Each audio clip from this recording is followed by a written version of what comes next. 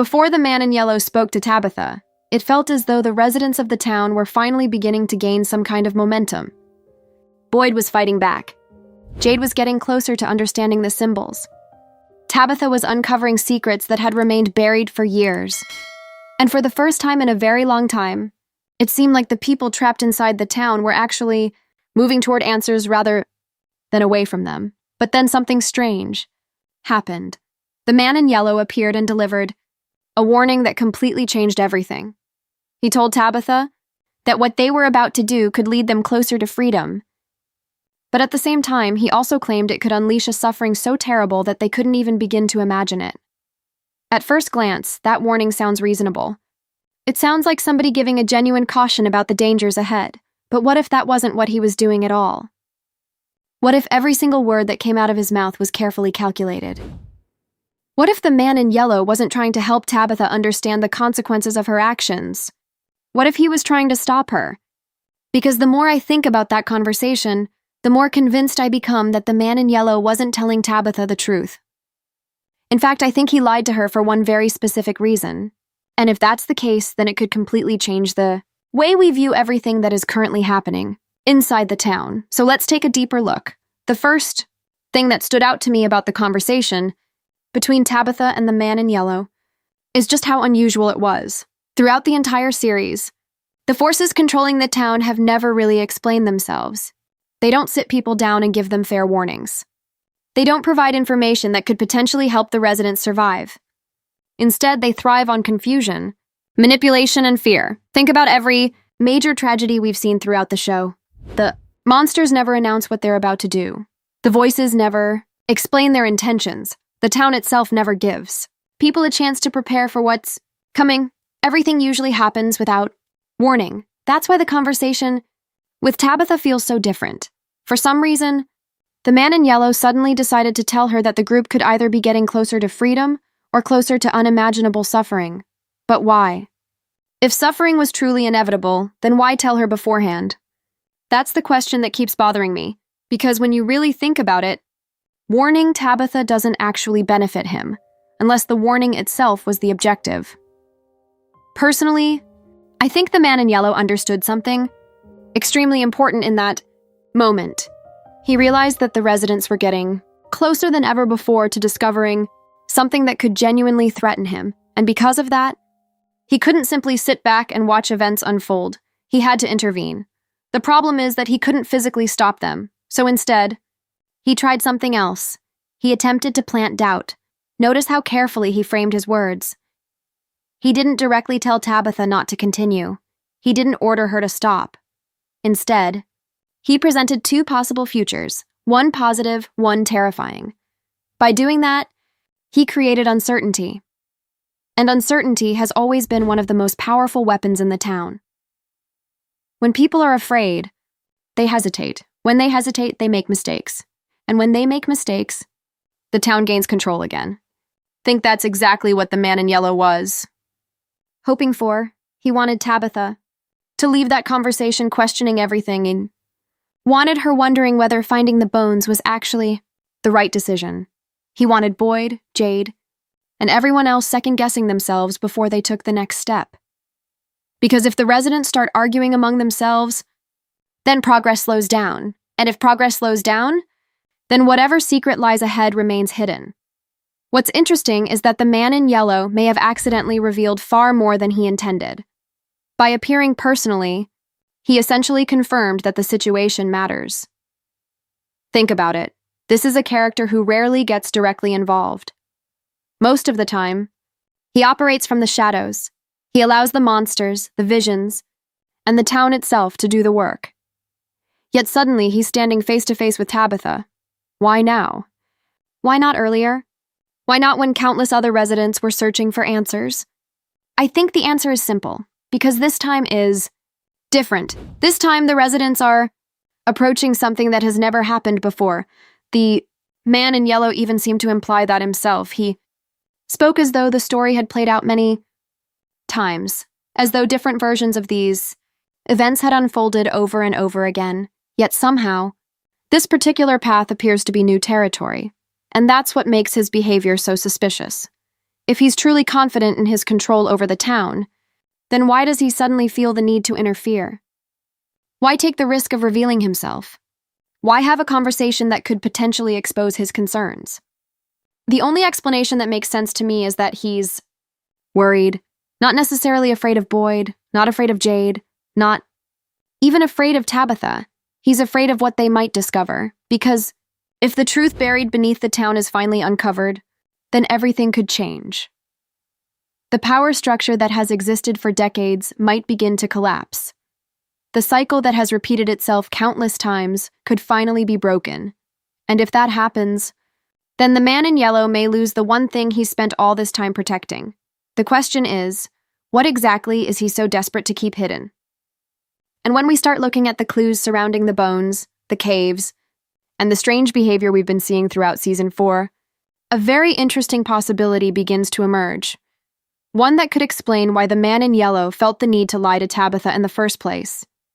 And honestly, if this theory turns out to be true, then the final episodes of Season 4 could be even darker than any of us are expecting. The more I think about the man in yellow's warning, the more I believe that the answer lies in the very thing he was talking about. The bones. For most of Season 4, the focus has been on the bottle tree, the children, the symbols, and the visions that have been haunting different characters. But what if all of those mysteries have actually been pointing towards something much larger? What if the bones are the one thing that the man in yellow never wanted anyone to find? One detail that immediately stands out is the fact that he specifically mentioned them during his conversation with Tabitha. Out of everything happening inside the town, he chose to focus on the bones hidden within the caves. That doesn't feel accidental. In fact, it feels incredibly deliberate. The man in yellow could have spoken about countless dangers. He could have warned Tabitha about the monsters. He could have warned her about Sophia. He could have warned her about whatever larger force exists beyond the town itself. But instead, he kept bringing the conversation back to the discovery that Boyd, Jade, and the others are getting closer to making. Personally, I think that's because the bones represent something much bigger than we currently understand. For years, we've been told about sacrifices, we've been told about children being taken, we've been shown visions connected to the past, and we've repeatedly seen evidence that whatever happened in the town centuries ago is still influencing everything that's happening today. The question is why? Why does the past continue to matter so much? Why can't the town move on? Why do the same stories keep repeating themselves over and over again? I think the answer could be that the town isn't simply remembering the past. It's being sustained by it. Imagine, for a moment, that the bones belong to those who were originally sacrificed. Imagine that their remains are somehow tied to the very foundation of the town itself. If that's true, then removing them could have consequences, unlike anything we've seen before. Not because it would unleash evil, but because it would weaken the system that's keeping everything together. Think about it from the man in yellow's perspective. If he's spent decades, or perhaps even centuries, maintaining control over this place, then anything capable of disrupting that control would immediately become a threat. And if the bones are connected to the source of the town's power, then finding them could be the most dangerous thing the residents have ever done. Dangerous for him? Not necessarily for them. That's an important distinction. Because when the man in yellow described unimaginable suffering, he never actually explained who would suffer. Everyone automatically assumes he was talking about the residents. But what if he wasn't? What if the real victim of this situation is the man in yellow himself? What if the suffering he's referring to is the collapse of everything he's built? After all, we've already seen signs that his control isn't as absolute as it once was. Boyd has been pushing back. The cure monsters have been challenged. Plans that should have failed are starting to succeed. Even Sophia has seemed increasingly interested in what's happening rather than completely confident. And that's another detail that I think is worth paying attention to, because Sophia's behavior throughout the season has been strange. Rather than simply terrorizing people, she's been observing them, testing them, studying them, almost as though she's trying to understand something herself. We've seen her approach different characters in very different ways. With Sarah, she focused on manipulation. With Marielle, she focused on visions. With Henry, she focused on belief. And now it appears she's turning her attention toward new targets. That doesn't feel like the behavior of a force that's fully in control. It feels like the behavior of someone searching for answers, someone reacting to changing circumstances, someone adapting. And adaptation only becomes necessary when the original plan stops working. This is why I think the final episodes of Season 4 are building toward a major shift in power. For years, the residents have been reacting to the town. Now the town may be reacting to them. That would explain why the man in yellow appeared personally. It would explain why Sophia seems more active than ever, and it would explain why multiple characters suddenly appear to be moving toward the same destination. Because whatever is hidden inside those caves could finally expose the truth. A truth that the man in yellow has spent countless cycles trying to keep buried. What's fascinating is that this might also explain his strange relationship with Tabitha and Jade. One of the most unusual things he said was that they were the closest thing to friends that he had ever known. At first, that line sounded almost ridiculous. How can somebody responsible for so much suffering talk about friendship? But the more I think about it, the more disturbing that statement becomes. Because I don't think he was joking. I think he genuinely meant it. If the cycle has repeated itself again and again throughout history, then Tabitha and Jade may not simply be two people trapped in the town. They may be the latest versions of individuals he's encountered countless times before. Generation after generation, cycle after cycle, failure after failure. Imagine existing for hundreds of years while watching the same souls return again and again, watching them search for answers, watching them get close, watching them fail. Eventually, those people would become familiar. Eventually, you'd develop some kind of attachment, not because you're good, but because they're the only constant in your existence. And that's where things become really interesting. Because if the man in yellow truly views Tabitha and Jade as the closest thing he has to companions, then losing them might be his greatest fear of all. Not killing them, losing them. If they escape the town, the cycle could end. If the cycle ends, he may be left completely alone, and suddenly his warnings start sounding very different. Instead of a villain threatening the heroes, it begins to sound like a desperate figure trying to stop the inevitable, trying to prevent a future that he knows is approaching, trying to keep the story going for just a little bit longer. But if that's true, then the biggest lie wasn't the warning itself.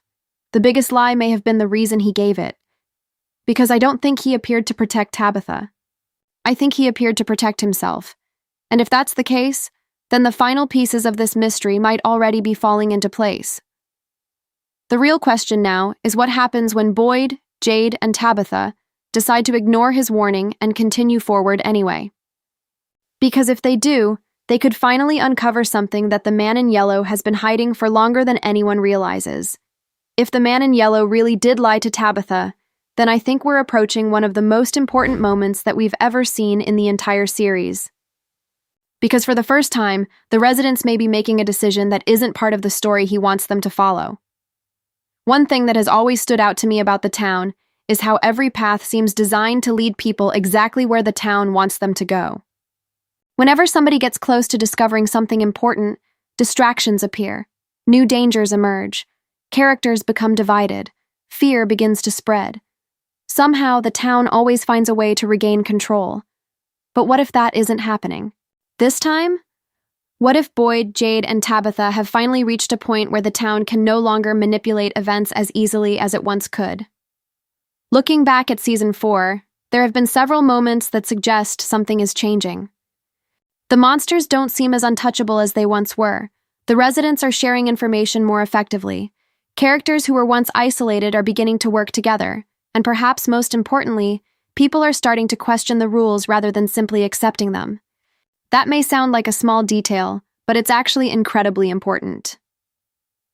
For years, survival has been the primary goal. People woke up every day focused on making it through the night. Now things are different.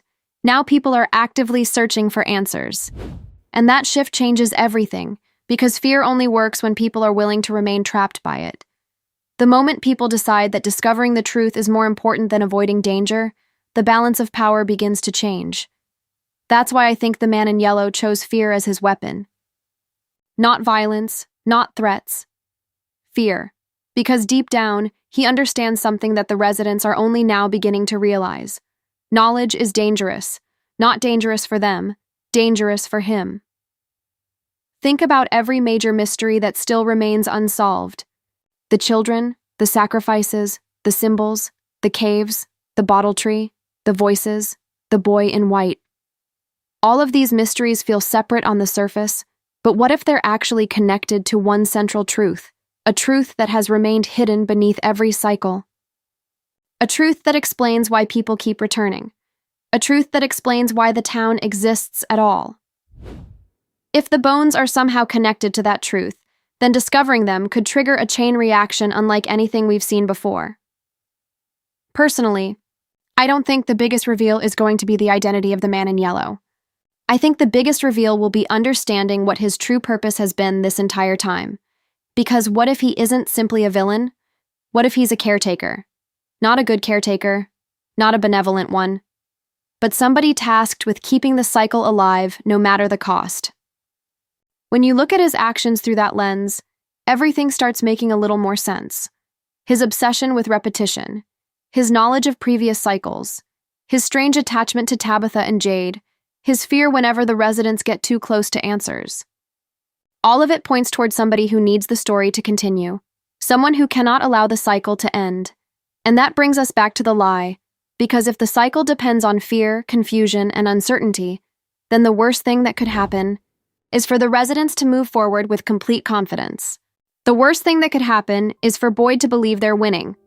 The worst thing that could happen is for Tabitha to trust her instincts. The worst thing that could happen is for Jade to finally connect all the pieces together. That's why I think the conversation was never about helping Tabitha make a choice. The choice had already been made. The residents were already moving forward. The conversation was about slowing them down, creating hesitation, creating doubt, creating just enough uncertainty for the town to regain control. But what if it doesn't?